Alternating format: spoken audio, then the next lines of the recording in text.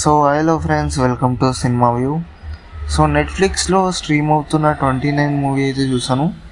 So ఇది ఒక classic decent love story movie.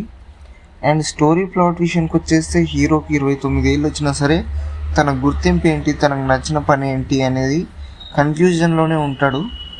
So అతని లైఫ్ జర్నీ ఎలా సాగింది, అలాగే ఇది ఒక ఆ పర్సన్నే కాకుండా చాలామంది పర్సన్స్ వాళ్ళ లైఫ్లో ఎలాంటి డిసిషన్ తీసుకోకుండా వాళ్ళ లైఫ్ని ముందుకు గెంటేస్తూ ఉంటారు.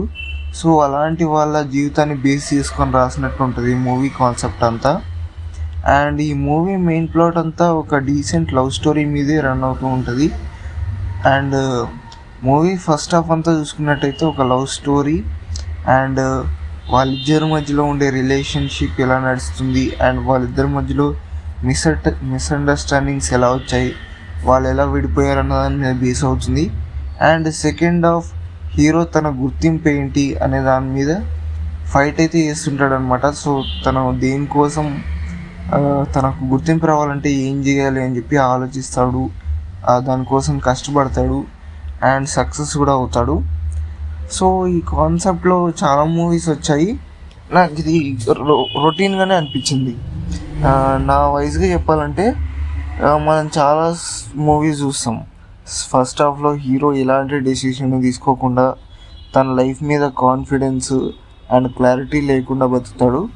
అండ్ సెకండ్ హాఫ్లో జరిగే ఒక ఇన్సిడెంట్ వల్ల తన లైఫ్ని డిసైడ్ చేసుకోవాలి, తన గోల్స్ ఏంటి, ఎయిమ్స్ ఏంటి, ఇలా ఏదో ఒక డిఫైన్ చేసుకోవడానికి అయితే ట్రై చేస్తూ ఉంటాడు. సో ఈ మూవీలో కూడా సేమ్ అంతే జరుగుతుంది. హీరో తన ఏజ్కి మించి 29 ఇయర్స్ వరకు ఎలాంటి గోల్స్ ఎయిమ్స్ లేకుండా బతుకుతాడు.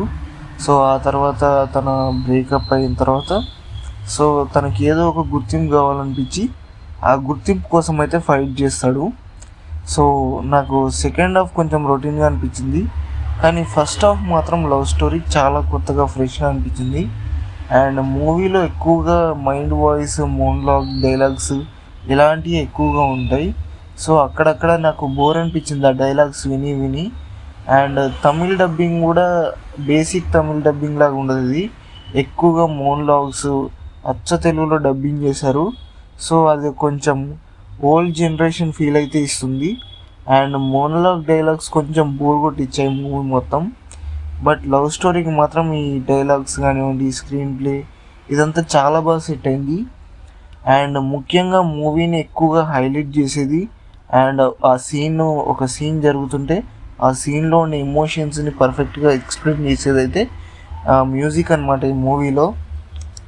ఈ మూవీలో మ్యూజిక్ ఎలా ఉంటుందంటే ఒక ఎమోషన్ని మనకు కళ్ళకు కట్టినట్టు చూపిస్తారనమాట. ఆ మ్యూజిక్ కానివ్వండి, బ్యాక్గ్రౌండ్ స్కోరు అండ్ అలాగే ఆ సీన్కి తగ్గట్టుగా ఆడియో సౌండ్స్ అండ్ మిక్సింగ్ కూడా చాలా బాగుంటుంది. అండ్ డైలాగ్ డెలివరీస్ కూడా క్యారెక్టర్స్ చాలా బాగుంటాయి. అండ్ ఈ మూవీలో ప్రతి క్యారెక్టర్కి ఒక ప్రిఫరెన్స్ ఉంటుంది. సో ఈ క్యారెక్టర్ ఇలా బేస్ అయ్యి ఉంటుంది, తన లైఫ్ స్టోరీ ఇలా ఉంటుందని ఒక్కొక్క క్యారెక్టర్కి డిఫరెంట్ లైఫ్ స్టోరీని అండ్ ప్రిఫరెన్సెస్ని ఇస్తూ ఉంటారు. అండ్ ఈ మూవీ మొత్తం అయిపోయేసరికి ఒక మంచి డీసెంట్ మూవీ చూసామన్న ఫీల్ అయితే వస్తుంటుంది. అండ్ ఈ మూవీలో నెగిటివ్ విషన్స్ చెప్పాలంటే ఫస్ట్ హాఫ్ కొంచెం స్లోగా ఉంటుంది అండ్ సెకండ్ హాఫ్ ఏమో స్టోరీ లైన్ కొంచెం రొటీన్గా ఉంటుంది.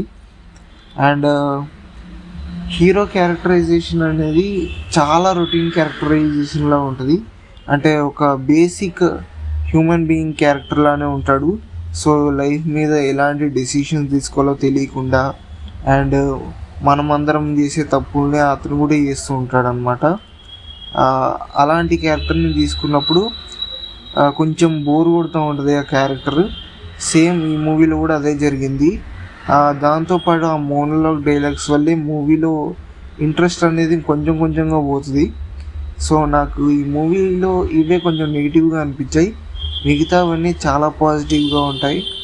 అండ్ మీకు ఒక మంచి ఈ వీకెండ్ ఎలాంటి రెస్ట్రిక్షన్స్ లేకుండా ఒక మంచి రామ్ లవ్ స్టోరీ మూవీ చూడాలి అనుకుంటే అండ్ మీ ఫ్యామిలీతో కూడా చూడొచ్చు. ఈ మూవీ చాలా బాగుంటుంది అండ్ లైఫ్లో ఒక మంచి ఎమోషన్స్ని క్యారీ చేసే మూవీ.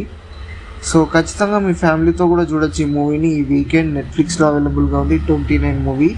సో మూవీ చూసాక ఎలా ఉందో కామెంట్ చేసి చెప్పండి. అండ్ నేనైతే ఈ మూవీకి 5కి 3 పాయింట్స్ అయితే రేటింగ్ ఇస్తాను. మీరు కనుక మూవీ చూసాక ఎంత రేటింగ్ ఇస్తారో కామెంట్ చేయండి. అండ్ మన ఛానల్ని సబ్స్క్రైబ్ చేసుకోకపోయింటే సబ్స్క్రైబ్ చేసుకోండి. నెక్స్ట్ వీడియోలో మళ్ళీ కలుద్దాం. And tata bye bye, see you.